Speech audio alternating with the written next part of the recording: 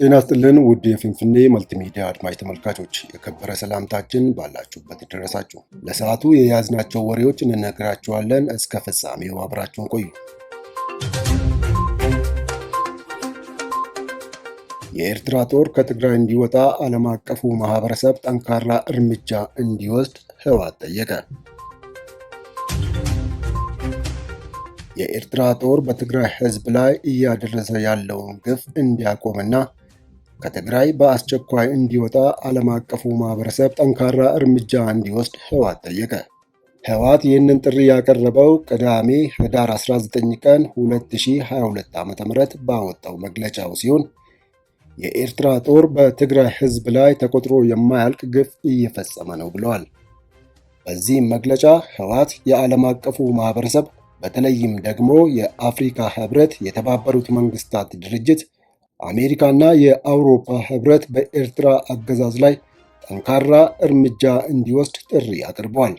ከዓለም አቀፉ ማህበረሰብ በተጨማሪ የኢትዮጵያ መንግስትም የኤርትራ ጦር በትግራይ ህዝብ ላይ እየፈጸመ ነው ያለውን ግፍና በደል በአስቸኳይ እንዲያስቆም ህወሓት ጠይቋል።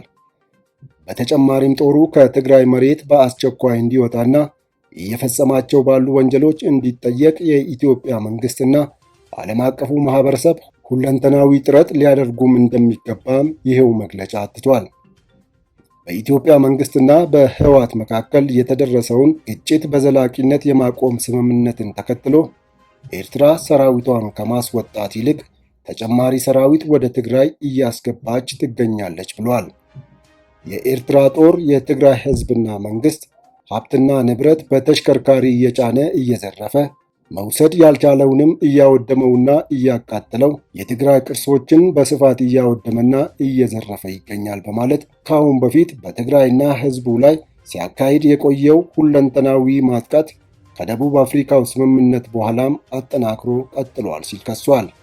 ከጥቂት ሳምንታት በፊት በኢትዮጵያ መንግስትና በህወሓት መካከል የተደረሰው ስምምነትን ተከትሎ ናይሮቢ ላይ በተፈረመው የስምምነት ማስፈጸሚያ ዝርዝር መሰረት የትግራይ ኃይሎች ትጥቅ እንዲፈቱና ከኢትዮጵያ መከላከያ ሰራዊት ውጭ ያሉ ኃይሎች ከትግራይ እንዲወጡ ከስምምነት መደረሱ ይታወሳል። ይህ በእንዲህ እንዳለም 2 ዓመታት ባስቆጠረው ጦርነት ውስጥ የኤርትራ ኃይሎች በትግራይ ውስጥ የፌዴራል መንግስቱን ደግፎ መሰማራታቸውንና መጠነ ሰፊ የመብት ጥሰቶችን መፈጸማቸውን በሚመለከት ከመብት ተቋማትና ከዓለም አቀፍ ድርጅቶች የወጡ ሪፖርቶች አመልክተዋል። ጦርነቱ ባለፈው ዓመት ነሐሴ ላይ ዳግም ካገረሸ በኋላ የኤርትራ ሰራዊት ተሳታፊ መሆኑ በተደጋጋሚ ሲነገር የቆየ ቢሆንም በደቡብ አፍሪካውም ሆነ በናይሮቢው ስምምነት ላይ በግልጽ አልተጠቀሰም። የኤርትራ መንግስትም ሆነ የኢትዮጵያ መንግስት ስለ ኤርትራ ሰራዊት በሚነሱ ጉዳዮች ላይ እስካሁን በይፋ የሰጡት ምላሽ የለም። የኤርትራ ኃይሎች ሰላማዊ ሰዎችን እየገደሉና ንብረት እየዘረፉ መሆኑን የህወሓት ቃል አቀባይ አቶ ጌታቸው ረዳ ከሰሞኑ ተናግረው ነበር። በባለፈው ወር እንደ ኢትዮጵያን የዘመን አቆጣጠር ጥቅምት 23 ቀን 2015 ዓ.ም በፕሪቶሪያ የተደረሰውን ስምምነት የጠቀሰው ይህ መግለጫ ግጭት እንዲቆምና ህገ መንግስቱ እንዲከበር እንዲሁም በትግራይ መሬት ውስጥ ያለው የኤርትራ ጦር እንዲወጣ ስምምነት ላይ ተደርሷል ብሏል። የትግራይ ኃይሎች ትጥቅ አፈታት ጋር ተያይዞ የናይሮቢው የትግበራ ስምምነት ሰነድ የውጭ ኃይሎች መውጣት እንዳለባቸው አስቀምጧል።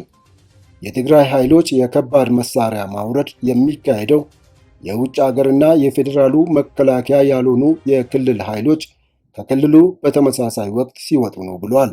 በዚህ የአፈጻጸም ሰነድ ላይ ከትግራይ ክልል ይወጣሉ የተባሉ የውጭ ሀገርና የፌዴራሉ መከላከያ ያልሆኑ የተባሉት የክልል ኃይሎች በስም አልተጠቀሱም።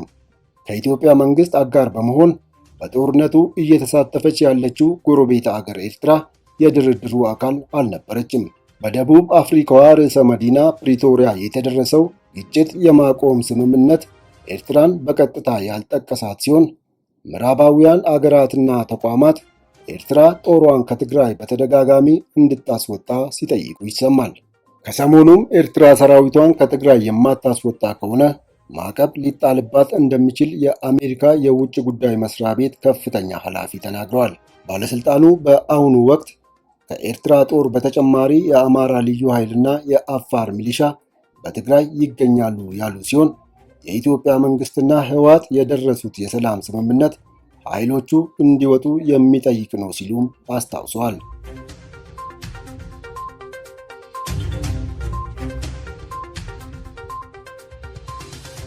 ይህ በእንዲህ እንዳለም ከሰሃራ በታች ባሉ የአፍሪካ ሀገራት በባይደን አስተዳደር ያለውን የአሜሪካ ስትራቴጂ በገመገመበት የኤርትራ ሰራዊት እርዳታን በማገድ መድፈር፣ ሕፃናትን መግደልን ጨምሮ በርካታ ጥሰቶች እየፈጸሙ እንደሆነ ተገልጾ የኤርትራ ጦር መውጣት አለበት ተብሏል።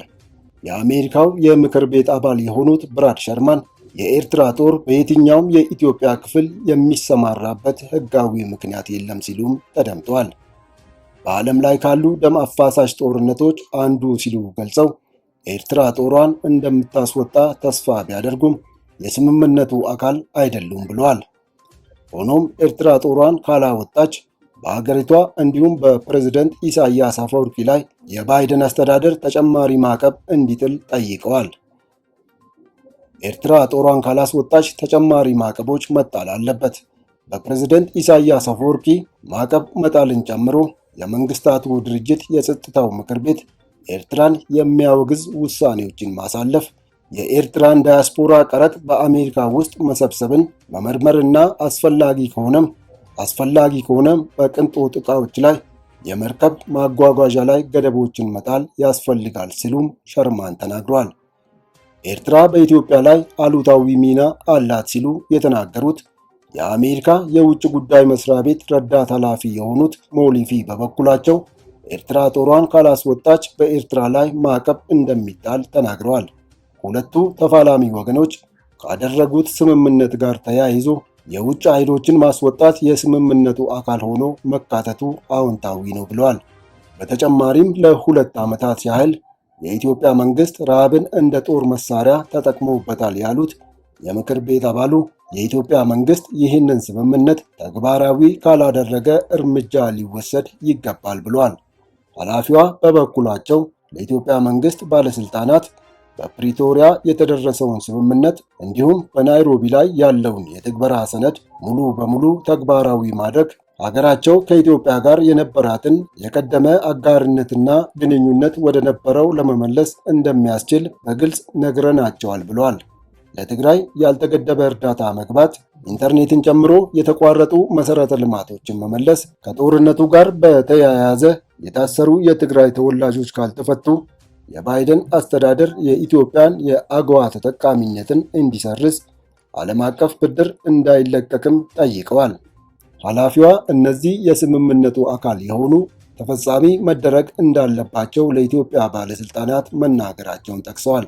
በደቡብ አፍሪካና በኬንያ በኢትዮጵያ መንግስትና በህወሓት ሲቪልና ወታደራዊ አመራሮች የተፈረመው ስምምነት ግጭትን በዘላቂነት ማቆምን፣ ያልተገደበና ያልተቆራረጠ የሰብአዊ እርዳታ አቅርቦትን፣ ትጥቅ መፍታትንና መሰረታዊ አገልግሎቶች ወደ ነበሩበት መመለስን በዋናነት ይዟል።